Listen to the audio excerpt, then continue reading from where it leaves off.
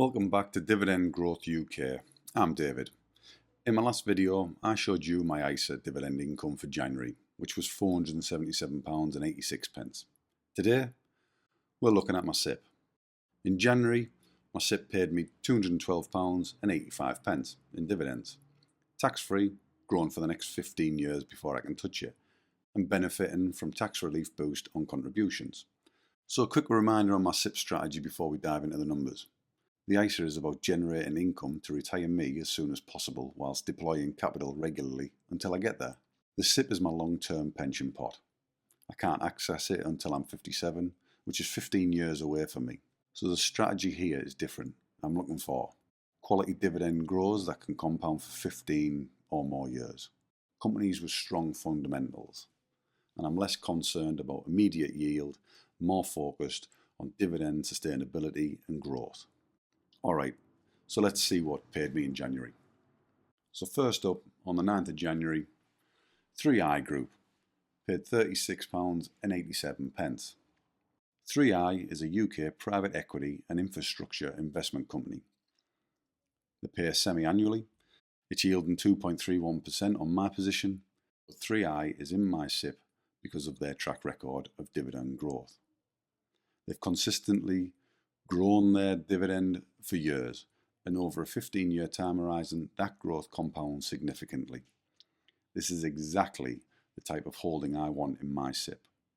Reliable, long-term dividend grower. Next up, 12th of January, AGNC. Paying me £66.12. AGNC is an American mortgage REIT. Now a REIT is a real estate investment trust. It pays monthly, and this was from the December 31st ex-dividend date, and it yields 12.68%. Now this is a higher yield holding, and it's a bit different from 3i. REITs, like AGNC, pay out 90% of their income as dividends by law, so they tend to have higher yields but little growth in stock price. The monthly income is nice for reinvestment, and even though it's a US stock, holding it in my SIPP means I'm not hit with US holdings tax on those dividends like I would be in an ISA. Next up, on the 13th of January, National Grid. £109.71. My biggest January payment in the SIPP came from National Grid. This is a cornerstone holding for me in the SIPP. National Grid isn't going anywhere. They operate critical energy infrastructure in the UK. The dividend is reliable, they have a long track record, and it's exactly the kind of business I want.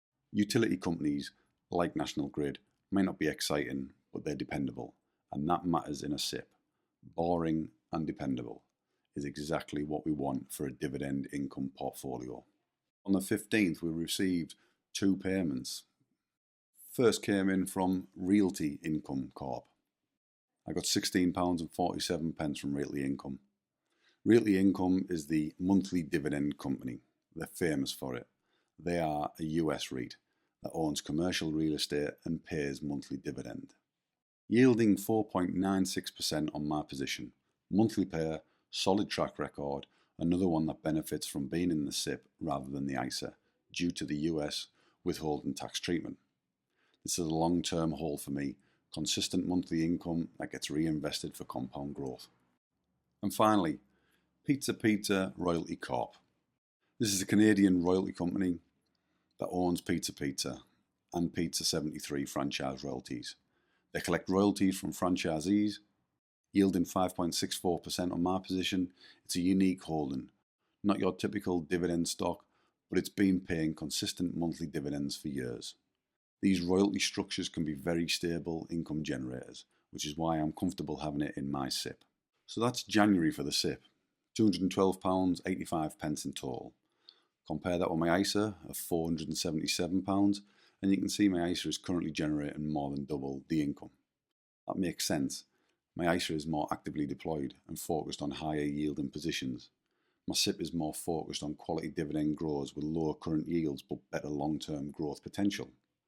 Over time, as I continue contributing to my SIPP and claiming that higher rate tax relief, this pension pot will grow significantly. So just like my ISA, every penny of this £212 is being reinvested. I'm in the accumulation mode. These dividends buy more shares, which buys more dividends, which buys more shares. 15 years of that compounding is how you build real wealth. So that's my SIPP dividend income for January, £212.85 from 5 holdings. If you're following along on this journey, subscribe so you can watch the next update. Thanks for watching, and I'll see you in the next one. Bye bye now.